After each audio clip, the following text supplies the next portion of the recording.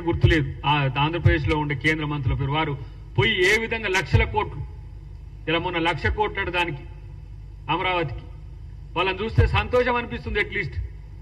ఎందుకంటే మనతో విభజించబడి ఆర్థికంగా నష్టపోతున్నామన్న ఆంధ్రప్రదేశ్ కొరకు అక్కడ ఉన్న బీజేపీ మంత్రులు కొట్లాడుతున్నారు. మీరేం చేస్తున్నారు? బూడిద ఇక్కడ.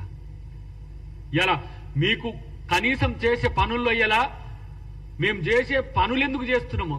ఇక ఆయన వెళ్ళిండు మన బకాసురుడు, బయటికి వెళ్ళి బస్సుల కాడ కొట్లాడుతున్నారు అంటుండు కేసీఆర్. మరి తీసేద్దామని చెప్పి నీ పార్టీ రెజల్యూషన్ చేయి, ఫ్రీ బస్సు మహిళలకు తీసేద్దామని చెప్పి మీ పార్టీ రిజల్యూషన్ చేయండి. వచ్చి మీ పార్టీ ఆఫీసు మీరందరూ కూడా కొట్టుకపోయే పరిస్థితి ఉంటుంది. 100 కోట్ల రూపాయల ప్రభుత్వం వాటికి వెచ్చిస్తున్నది ఫ్రీ బస్ కొరకు. ఫ్రీ పవర్ ఇస్తే ఏడిస్తున్నారు అని అంటారు. రాజీవ్ యువ వికాసం పేరు మీద 4 లక్షల వరకు ఇలా లబ్ధిదారుల ఎంపిక జరుగుతున్నది. 52,000 ఉద్యోగాలు ఇచ్చినాం. 52,000 ఉద్యోగాలు ఇలా కల్పన చేసినాం. 30,000 పైచలకు ఉద్యోగాలకి మళ్ళీ నోటిఫికేషన్ చేసినాం. మీకు కనీసం కండ్లున్నా కనబడని స్థితిలో మీరు ఉంటుంది. అన్నిటికంటే ముఖ్యంగా వీళ్ళు ఒక మంచి పని జరిగిన వెంటనే పోలోమని బయటకు వస్తున్నారు బీజేపీ బీఆర్ఎస్ నాయకులు. ఎందుకంటే వీళ్ళు క్రెడిబిలిటీ అనేది లేని నాయకులు కాబట్టి. ఇలా మనోడు మాట్లాడుతున్నాడు కేటీఆర్, ఇలా రేవంత్ రెడ్డి గారు వచ్చిన తర్వాతనే మొత్తం ఆర్థిక పరిస్థితి అంతా కుంటుపడ్డదన్నట్టుగా మాట్లాడుతున్నాడు. నేను చెప్తున్నా కేటీఆర్, నీకు తెలుసో నువ్వు మరి ఏం చదువుకున్నావు నాకు ఇంకా తెలియదు. నేనైతే కామర్స్లో డాక్టరేట్ ఉంది నాకు.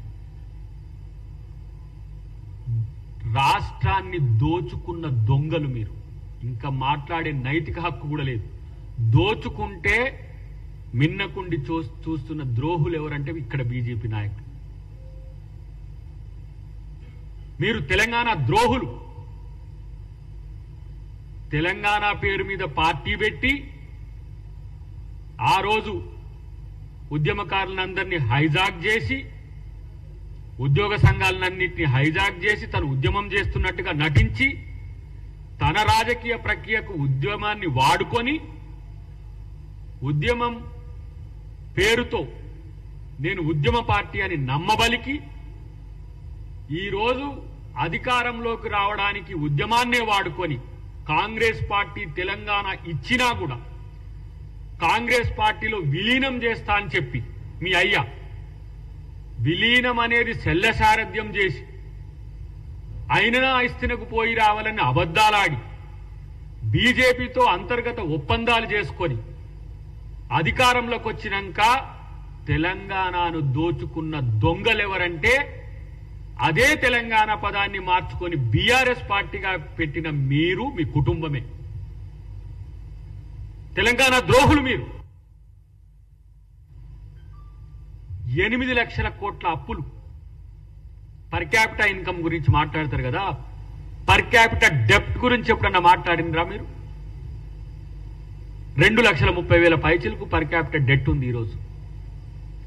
3,50,00,000 పైచిలకు ఇప్పుడు ప్రణాళిక సంఘం ఇచ్చిన మన జనాభా మనం చూస్తే 3,50,00,000 3,574 మంది. మీరు చేసిన అప్పు 2,30,000 కోట్ల పైచిలకు డెట్ ఈరోజు చేసిండ్రు మీరు. అరే మీకు ఎవరు చెప్తున్నారు నాకు అర్థం కావట్లేదు. మీకు ఇవన్నీ ఇట్లా చెప్పు ఈ సంవత్సరం తర్వాతనే అని. మిమ్మల్ని ఇంకా మర్చిపోలే ప్రజలు. మిమ్మల్ని మీరు చేసిన విధ్వంసాన్ని మర్చిపోలే.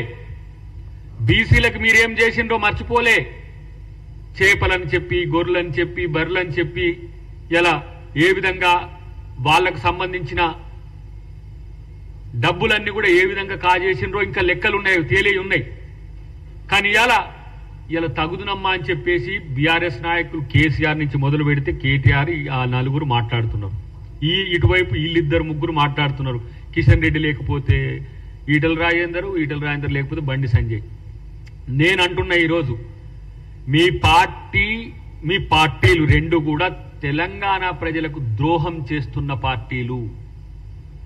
అప్పులు తెస్తుంటే మిన్నకున్న బీజేపీ ఇబ్బడి ముబ్బడిగా ఆర్థికంగా దోచుకోవాలనే కుట్రతో చేసిన బీఆర్ఎస్ చేసిన కుట్రను ఈరోజు సపోర్ట్ చేసింది బీజేపీ. 17 రకాల అనుమతులు ఇచ్చిండ్రు కాళేశ్వరం కోసం. 17 రకాల పర్యావరణ అనుమతుల నుంచి మొదలు పెడితే ప్రతి ఒక్కటి. ఇలా మీరు కాదా తోడు దొంగలు? మీరా మాట్లాడేది? ఇలా రేవంత్ రెడ్డి గారు ఇన్ని కష్టాల్లో, ఆర్థిక కష్టాల్లో ఉన్నప్పటికీ కూడా రాష్ట్రంలో ఇన్ని సంక్షేమ పథకాలు 3,500 పైచిలకు ఇండ్లు ఇవాళ ఒక నియోజకవర్గానికి ఇస్తున్నాం. ఎప్పుడైనా మీ మొహానికి ఇల్లు ఇచ్చిన పాపన పోయినా 30 ఇండ్లు నియోజకవర్గానికి, 100 ఇండ్లు పోని కనీసం నియోజకవర్గానికి. మాస్టర్ మైండ్స్ కామర్స్ చదవాలనుకునే 10th ఇంటర్ విద్యార్థుల తొలి ఎంపిక. ఇలా ప్రతి ఒక్కటి చెప్పగలం మేము దేంట్లో ఎన్ని రకాల పథకాలు మేము చేసినాం. కాబట్టి ఇలాంటి సిగ్గు లజ్జ లేని ప్రకటనలు పదే పదే చెయ్యకండి, నవ్విపోదురుగాక. మిమ్మల్ని చూస్తే నిజంగానే బౌబౌమనే ఆ పిచ్చి కుక్కల లెక్కనే అందరు భావిస్తున్నారు. వీలైతే నిర్మాణాత్మకంగా ఏ విధంగా ముందుకు పోవాలని సూచించాలి.